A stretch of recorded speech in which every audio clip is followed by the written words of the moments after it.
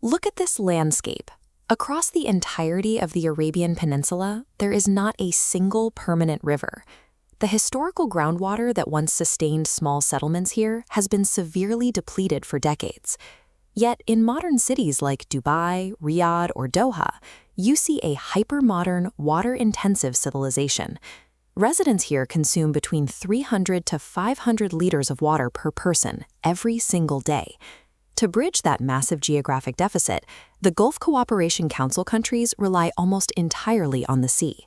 Today, this single region accounts for roughly 40 to 45% of the entire world's desalination capacity. The dependency is absolute. Saudi Arabia draws about 70% of its municipal drinking water from desalination. In Kuwait, it's 90%. And in Qatar, over 99% of the water coming out of the tap is extracted from the ocean. The survival of these cities now rests on a massive, highly centralized industrial loop that supplies over 7 billion cubic meters of water every year. Historically, achieving this volume required a brute force approach known as thermal desalination, specifically a method called multi-stage flash distillation. In this process, you draw in seawater and apply immense heat to boil it. Condensation is collected as pure water. But because of this extreme heat, these plants had to be permanently tethered to fossil fuel power stations to capture their waste steam. The energy cost was staggering. These older thermal plants consume over 10 kilowatt-hours of energy for every single cubic meter of water they produce. Tying a nation's baseline drinking supply directly to the constant burning of oil and gas created an inescapable cost in an era of decarbonization. To escape that trap, the region executed a massive technological pivot towards seawater reverse osmosis, or SWRO. Here is the mechanical difference. Instead of boiling the ocean, reverse osmosis uses high-pressure pumps to force seawater through microscopic, semi-permeable membranes. The membrane's pores are small enough to filter out salt while letting fresh water pass through. Watch the energy requirement. By removing the need to generate massive amounts of steam, the energy consumed per cubic meter plummeted from over 10 kilowatt-hours down to less than 3. This efficiency is now operating at scale. New Saudi megaprojects like Jubal 3A and Rabigh 3 are each pushing out 600,000 cubic meters of freshwater every day using this precise method.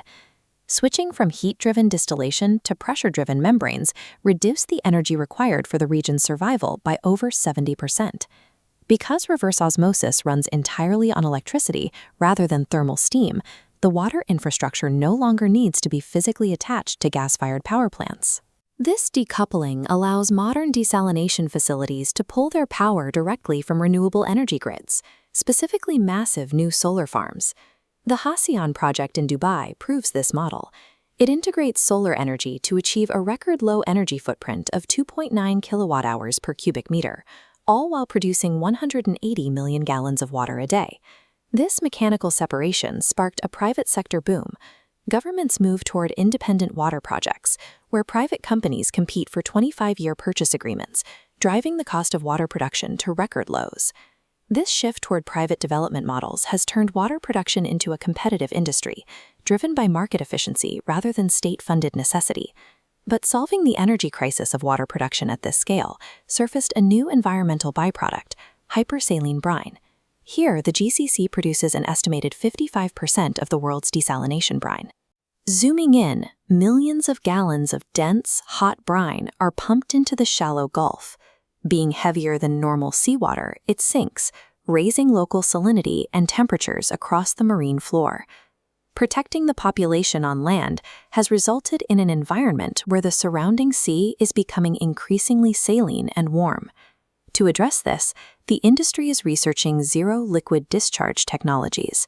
Instead of discharging waste back into the sea, these systems aim to brine the brine to extract highly valuable minerals like lithium, calcium, and magnesium. This aerial view highlights a final strategic vulnerability. Millions of people still rely on a handful of highly centralized coastal megaplants. If a supply chain shock or regional conflict were to disable one of these facilities, the municipal water supply would be at immediate risk.